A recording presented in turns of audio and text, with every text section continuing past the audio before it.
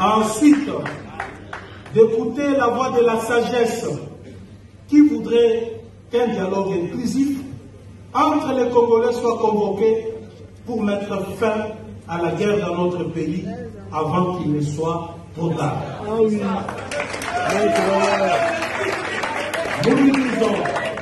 Nous lui disons que l'heure est grave, que ce n'est ni le moment de prêter oreille aux tambourinets et aux chants de sirènes.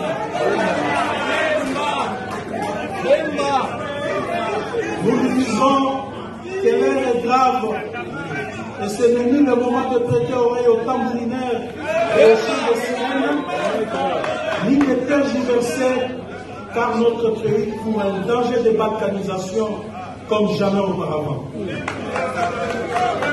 Nous lui disons qu'il sera le seul à porter la responsabilité devant l'histoire si l'irréparable arrivait à notre pays. Chers compatriotes, chers camarades de la CGC, l'ère de la rupture a sonné, l'ère de l'antisystème est arrivée. Ensemble, bâtissons la République démocratique du Congo que nous méritons.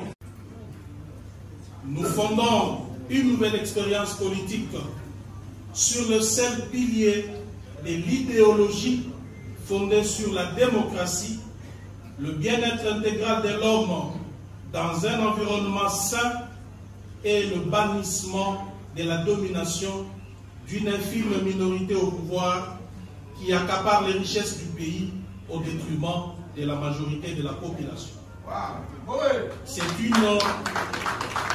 C'est une fondation basée sur l'idéologie et la justice sociale. C'est la rupture. C'est le combat pour l'instauration d'un nouveau système à visage social de la gauche. Que chacun les comprenne donc. Cette initiative est une déclaration de guerre à l'ordre ancien. Votre présence ici n'est pas un acte de courtoisie, c'est un engagement. C'est le signal que vous comprenez la gravité de l'instant et que vous êtes prêts à accompagner cette révolution qui s'annonce. Aujourd'hui, la coalition de la gauche congolaise fait son apparition. Non pas dans le tumulte préélectoral habituel, mais dans un temps résolument non suspect. Nous ne sommes pas une énième plateforme dictée par des ambitions personnelles ou des calculs politiciens à court terme. Non. La CGC est l'expression de la rupture radicale avec le pratique d'un passé qui nous a trop longtemps asservis. La République démocratique du Congo, un vaste territoire de 2 345 000 km², regorge de ressources naturelles incommensurables. Avec plus de 80 millions de terres arables, elle se positionne comme le deuxième pays au monde en termes de terres cultivables, juste après le Brésil. Peuplée de plus de 100 millions d'habitants, dont près de 60 millions de jeunes, elle est souvent qualifiée de véritable scandale géologique et de poumon du monde.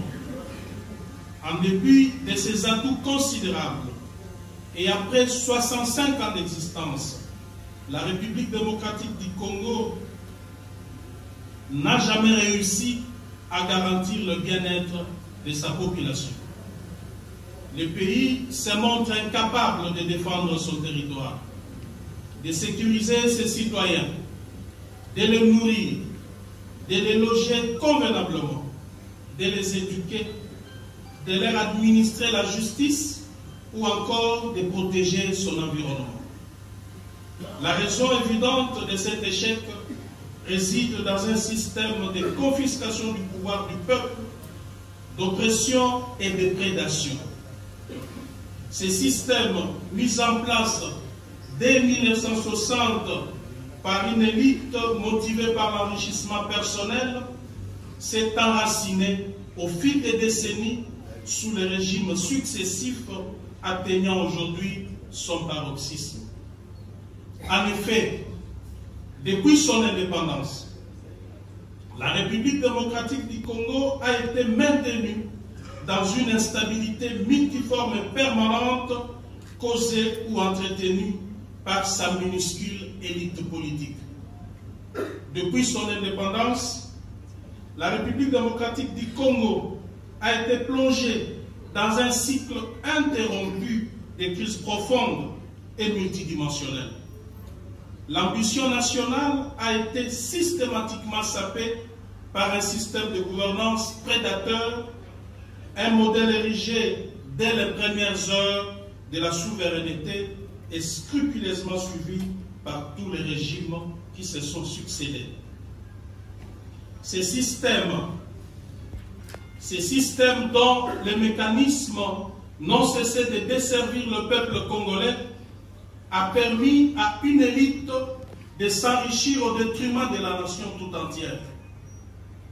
Les premières années furent marquées par des mutineries et des conflits internes violents, culminant dans l'assassinat tragique de Patrice Emery Lumumba. Les sécessions du Katanga et du Sud-Kasaï, aggravées par une ingérence étrangère récurrente, ont déchiré les tissus nationaux, laissant une économie à l'agonie. Loin d'être de simples tensions, les divisions ethniques ont été sciemment instrumentalisées par ces systèmes, exacerbant les fractures pour servir des intérêts égoïstes. Cette période a sémé les graines d'une frustration populaire grandissante face à l'absence criante de vision politique, préparant le terrain pour l'enracinement de ces systèmes défaillants qui, malgré les changements des dirigeants, n'a jamais été remis en question. Les décennies suivantes ont vu l'approfondissement d'une autocratie grandissante et d'une corruption systémique. Malgré les tentatives de façade pour créer une illusion de grandeur nationale, ces efforts n'étaient qu'un écran de fumée masquant la réalité d'un système toujours plus enraciné, un système que chaque nouveau pouvoir s'est empressé d'adopter et de renforcer. Des politiques économiques désastreuses, telles que la zarianisation, ont conduit à une catastrophe économique retentissante, dont les conséquences se font encore sentir aujourd'hui. Pour masquer ces échecs et maintenir un pouvoir absolu, ce système a exercé une répression sanglante, caractérisée par des purges systématiques de toute opposition et des violences massives et barbares des droits de l'homme.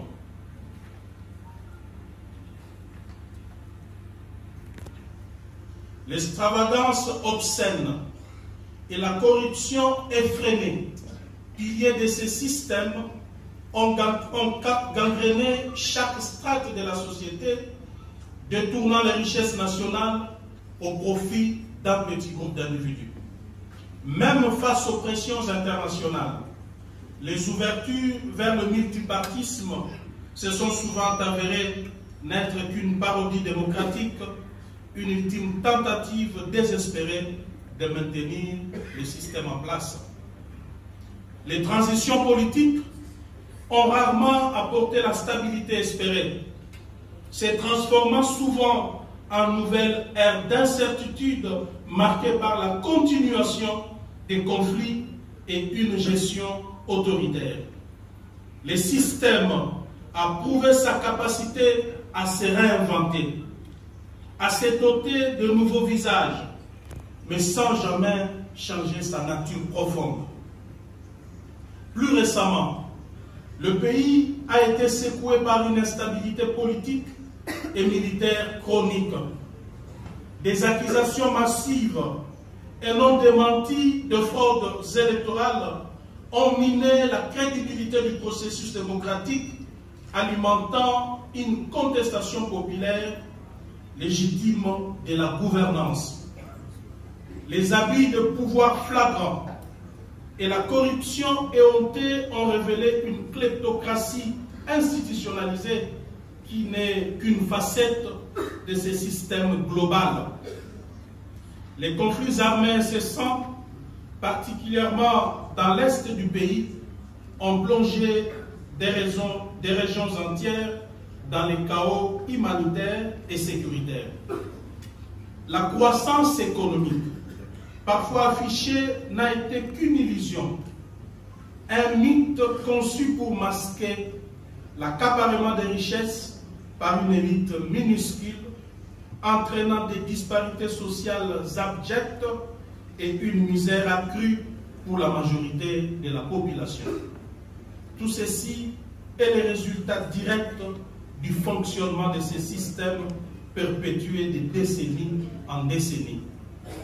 En somme, l'histoire de la RDC depuis 60 est celle d'un potentiel immense bridé par un système de gouvernance défaillant et prédateur.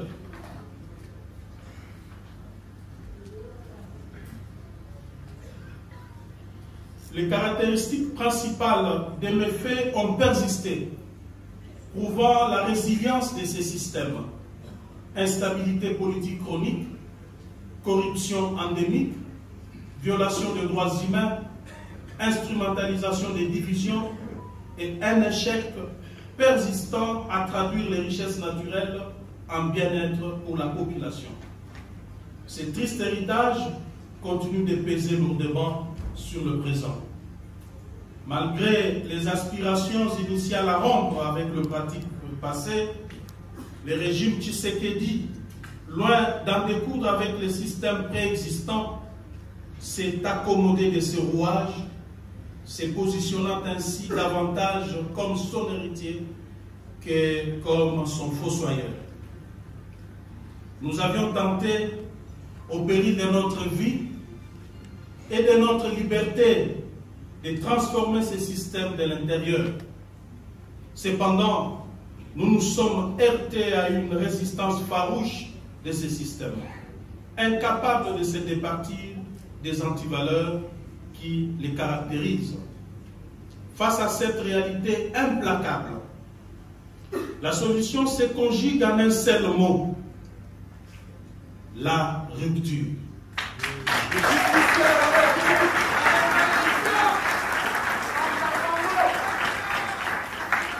Le peuple congolais ne peut plus se contenter de demi-mesures ou de simples réajustements cosmétiques. C'est pour répondre à cet impératif catégorique et salvateur des ruptures avec ces systèmes d'oppression et pour satisfaire aux besoins d'un système nouveau fondé sur des valeurs essentielles telles que la place prépondérante des hommes et des femmes congolaises au cœur du système, la démocratie, la justice sociale, la répartition équitable des richesses du pays, le travail pour tous, l'égalité et la protection de l'environnement, que nous nous sommes rapprochés pour créer la coalition de la gauche congolaise.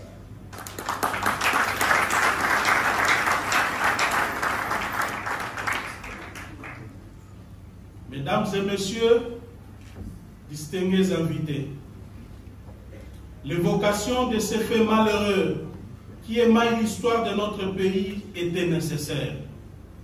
Car, comme l'affirme le professeur Alfred Glosser, je cite, « Décrire les réalités humaines, essayer de les comprendre, c'est peut-être aider à la fois ceux qui exercent le pouvoir et ceux qui le leur confient à mieux appréhender ces réalités. C'est aussi concourir, sans sortir de son rôle, à donner toute sa dimension à la politique. »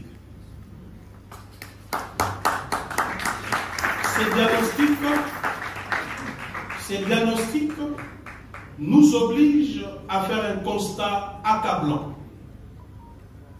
l'échec de l'ensemble de notre classe politique.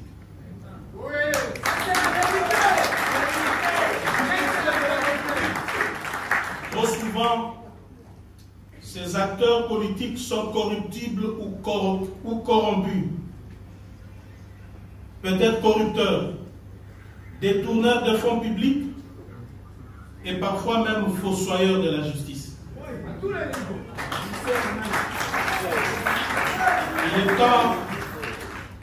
Il est temps de s'arrêter et de déclarer « ça suffit ».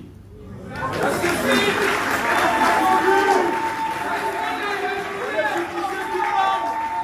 peuple a tant souffert de cette situation. Nous devons nous arrêter et dire que maintenant c'est fini. C'est pourquoi nous en appelons à une véritable remise en question de l'ensemble de la classe politique congolaise.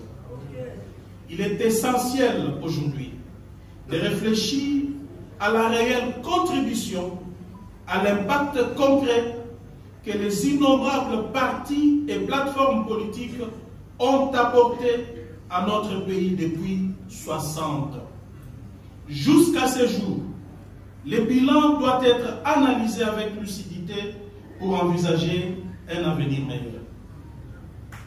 Comme on le sait, les plateformes politiques en République démocratique du Congo n'ont été jusqu'à présent que des constructions éphémères conçues à la veille des élections pour le seul et unique dessein de soutenir un leader autoproclamé éclairé. Ces structures érigées dans l'urgence et dépourvues de toute conviction idéologique profonde sont dissoutes aussi vite qu'elles sont apparues, laissant derrière elles un sillage d'opportunisme et de déception. Elles incarnent,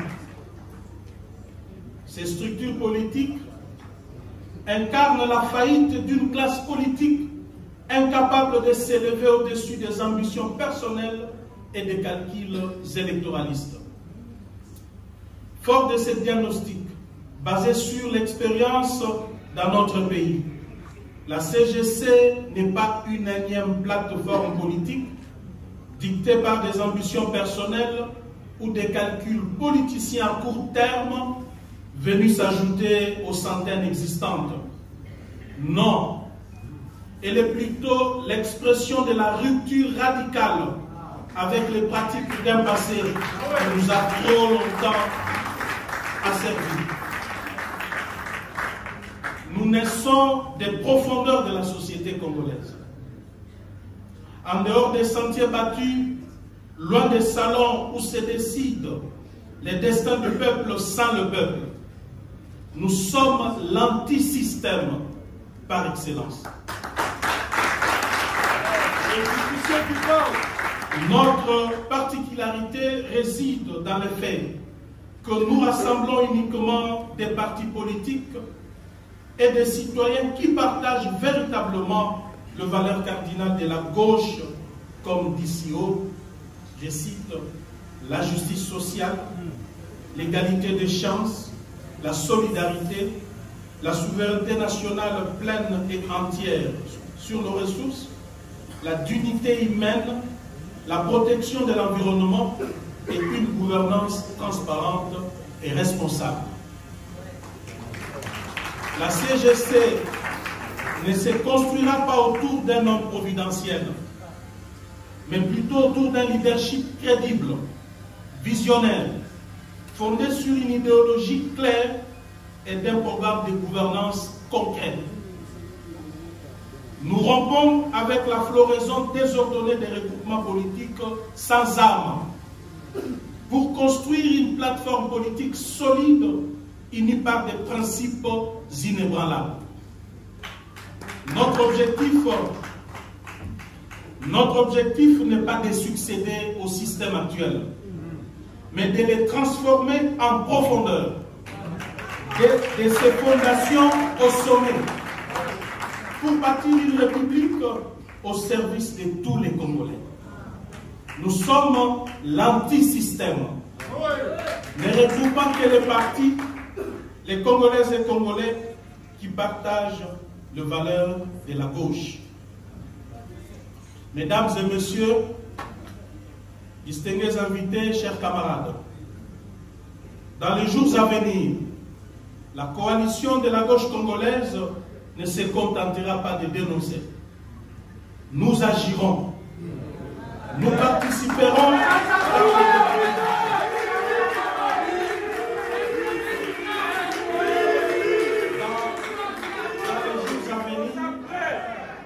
la coalition de la gauche congolaise ne se contentera pas de dénoncer. Nous agirons.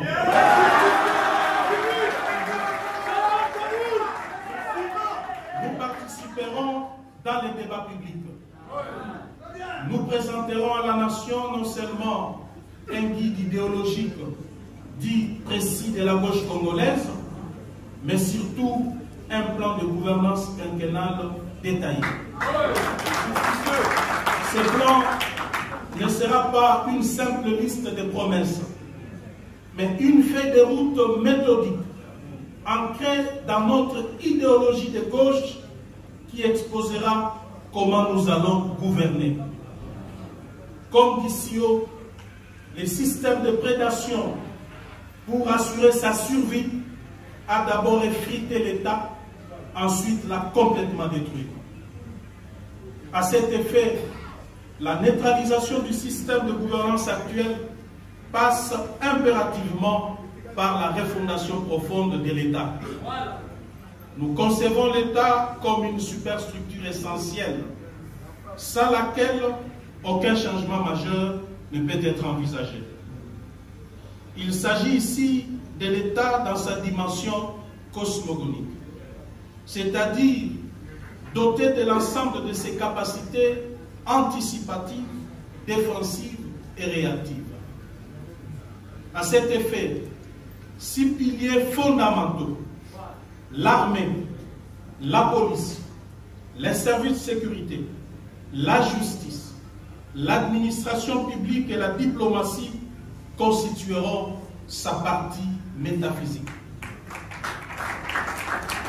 Compte tenu de sa position géostratégique et fort d'une expérience malheureuse des 30 ans d'instabilité des conflits armés, souvent provoqués par certains de nos voisins, nous déploierons tous les efforts nécessaires pour bâtir une armée forte, disciplinée et bien équipée.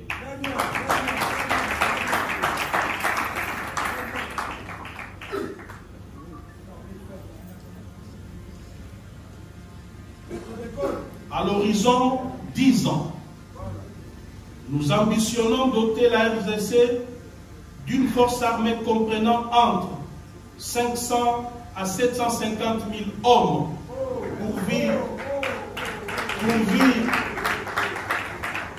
pourvus d'une logistique militaire tactique de pointe.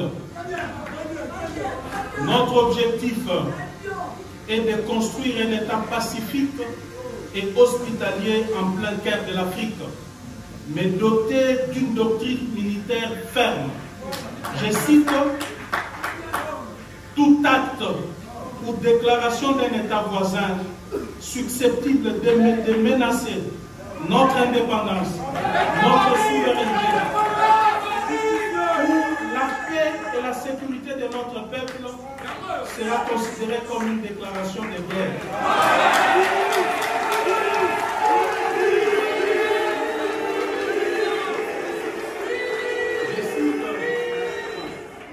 Notre objectif est de construire un État pacifique et hospitalier en plein cœur de l'Afrique, mais doté d'une doctrine militaire ferme. Je cite: tout acte ou déclaration d'un État voisin susceptible de menacer notre indépendance, notre souveraineté, ou la paix et la sécurité de notre peuple sera considéré comme une déclaration de guerre.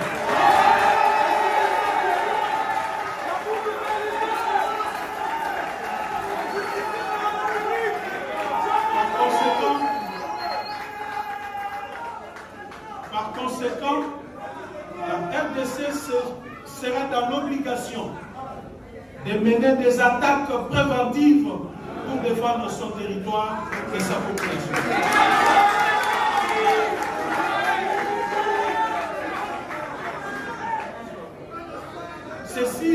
Ceci voudrait dire que pour des raisons existentielles, la guerre ne sera pas une option, mais une obligation sacrée.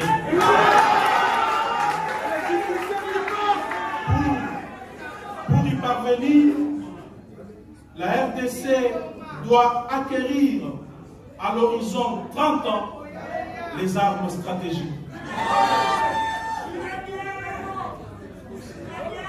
Mesdames et messieurs, distingués invités, chers camarades, chaque aspect de la vie de notre nation sera abordé avec des propositions claires et des méthodes éprouvées. Sur le plan de la justice, nous allons restaurer l'autorité de l'État sur l'ensemble du territoire en appliquant de manière stricte, sévère et rigoureuse les lois de la République, sans exception ni favoritisme. Nous veillerons à ce que la justice soit réellement indépendante et ne soit pas biaisée en faveur des riches face aux pauvres, ni à l'avantage de la majorité au pouvoir contre ses opposants. La justice à double vitesse n'aura plus sa place.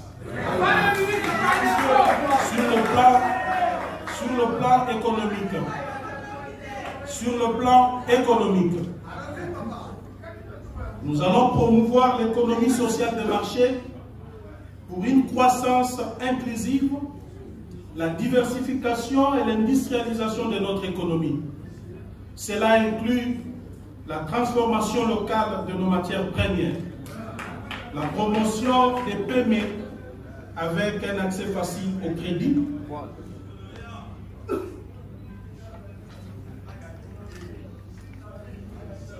pour ainsi faciliter les investissements des partenaires étrangers respectueux des lois de la République. Distingués invités, chers camarades, tant que la classe politique en général et le gouvernement en particulier ne se poseront pas la question suivante: que faisons-nous de nos ressources minières? Tant que l'homme politique congolais ne se posera pas cette question, si nos minerais ne sont destinés qu'à être vendus à l'état brut, permettant aux dirigeants de s'en partager le prix, de les blanchir dans des paradis fiscaux ou encore d'investir dans des projets immobiliers à Dubaï et ailleurs, alors le Congo est attractif. Pour que le Congo emprunte réellement la voie du changement et du développement, nous devons transformer localement nos matières premières, leur donner de la valeur ajoutée et favoriser la création d'emplois durables et l'industrialisation de notre pays. Pour y parvenir, nous allons 1. Appliquer un taux fiscal unique réduit à 10% pour ceux qui produiront pour la consommation des Congolais. 2. Appliquer une exonération totale d'impôts et taxes pour tout produit transformé localement destiné à l'exportation. 3. Appliquer un taux douanier élevé sur tous les produits importés qui font partie des produits transformés localement pour protéger la production locale.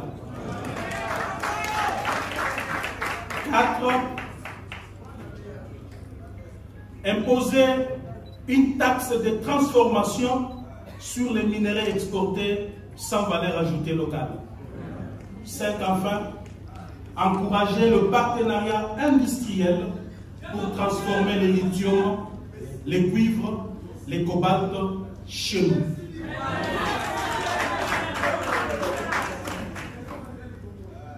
Nous mettrons en place 3 réformes majeures pour bâtir une économie digne et souveraine. Premièrement, nous imposerons la budgétisation zéro. Ceci voudrait dire que chaque franc public dépensé devra être mérité. C'est dire que le budget de l'État ne sera plus basé sur l'habitude, ni sur les privilèges, mais sur le besoin du peuple. Ceci sous-entend zéro dépense reconduite automatiquement. Chaque ministère, chaque province, chaque projet devra justifier ses besoins avec des preuves. Les priorités seront l'éducation, la santé, l'énergie, l'agriculture, la sécurité sociale, j'en passe. 2.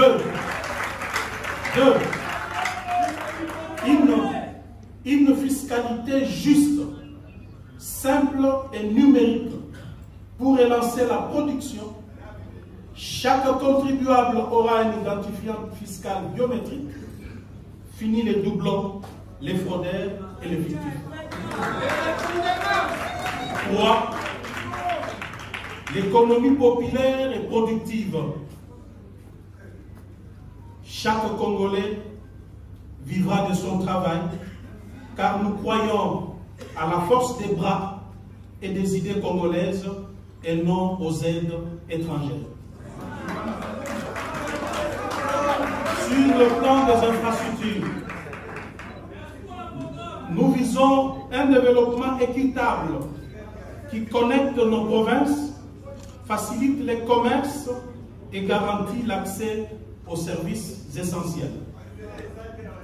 Sur le plan social, nous mettrons en place des programmes sociaux spécifiques, bien planifiés, pour des catégories de personnes bien identifiées. Ainsi, nous faciliterons l'accès aux services sociaux de base à tous. Ici, je cite l'éducation, la santé, l'eau, l'électricité, les transports, et j'en passe.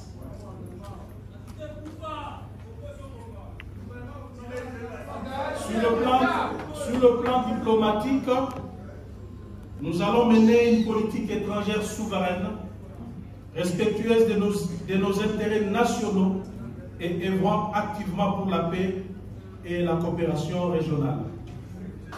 Sur le plan de l'environnement, nous assurerons une gestion durable de nos ressources naturelles, faire face aux défis climatiques et préserver notre biodiversité. Sur le plan de l'administration, nous allons procéder à l'organisation du recensement général de la population et du patrimoine, tant des personnes physiques que morales privées, ainsi qu'à l'audit du patrimoine public et privé de l'État. Enfin, de constituer un fichier national intégré au service du développement et de la sécurité nationale. Cette démarche permettra également de dématérialiser notre administration, la rendre plus flexible et lui conférer le moyen de conduire la RDC vers l'émergence.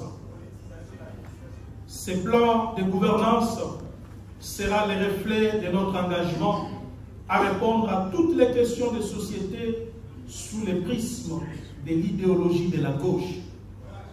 Il constituera le contrat social que nous proposons au peuple congolais, un contrat de confiance, de justice et de progrès. Mesdames et messieurs, distingués invités, chers camarades, comme vous le savez, la partie orientale de notre pays est actuellement en proie à la guerre nous imposée par un État voisin, le Rwanda. Membre de l'ONU, de l'Union africaine et des organisations sous-régionales. Cet acte n'est ni moins ni plus une agression. défini par la Charte des Nations Unies à son article 39 comme acte perturbateur de la paix et la sécurité internationale, ainsi que d'autres instruments juridiques internationaux. Face à cette situation humiliante qui menace notre existence en tant qu'État-nation, on aurait voulu voir le pouvoir en place agir avec fermeté face à ces petits pays qui ne fait que verser le sang des Congolais, et c'est là, conformément à l'article 51 de la Charte des Nations Unies, qui encourage les États à user de leurs droits naturels de légitime défense lorsqu'ils font l'objet d'une agression armée. Ce n'est pas la force du Rwanda qui nous a servi. Ce n'est pas parce que le Rwanda est fort, mais bien les systèmes de prédation érigés en RDC qui nous a rendus faibles.